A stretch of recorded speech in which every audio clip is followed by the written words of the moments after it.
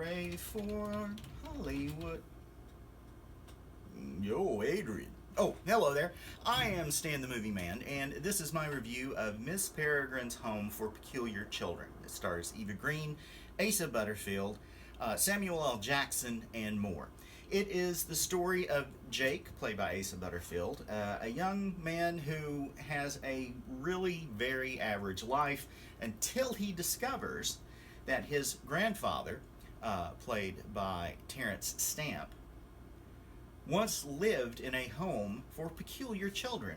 Peculiar not because they had some sort of defect or some sort of condition, but because they were gifted with certain abilities, like the ability to start fire by touching something, or with incredible strength, or the ability to fly.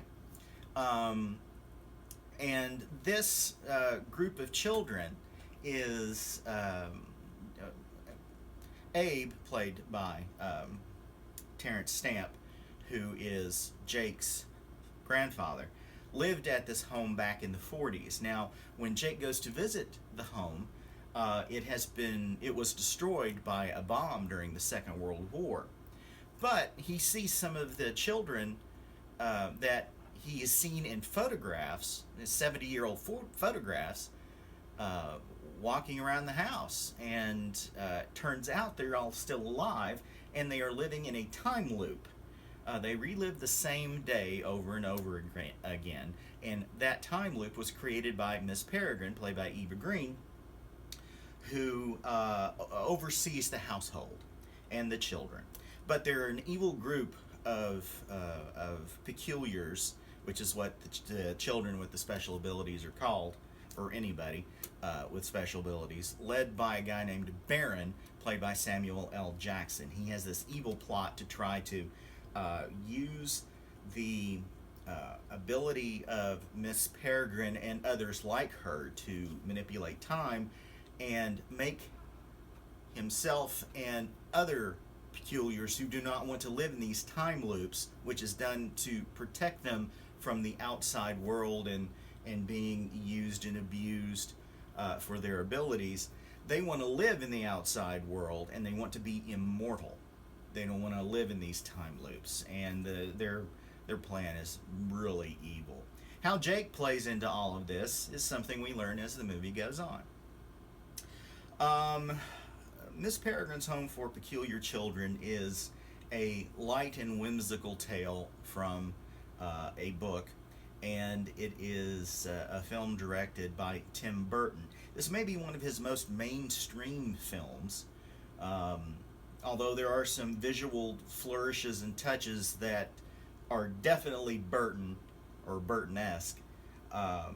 The movie as a whole has a kind of almost generic look to it for a fantasy film. And the story's pretty generic too, and is extremely predictable.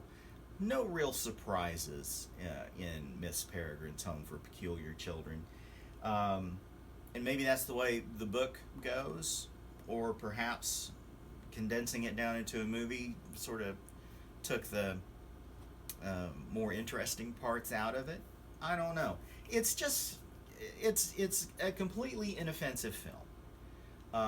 And it's not exactly what you expect from a Tim Burton movie. Even Alice in Wonderland had some bizarreness to it over and above, just what was going on in the film.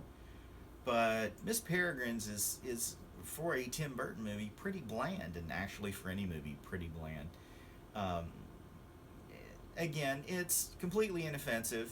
It looks really good. There are some interesting and freaky looking monsters on display, but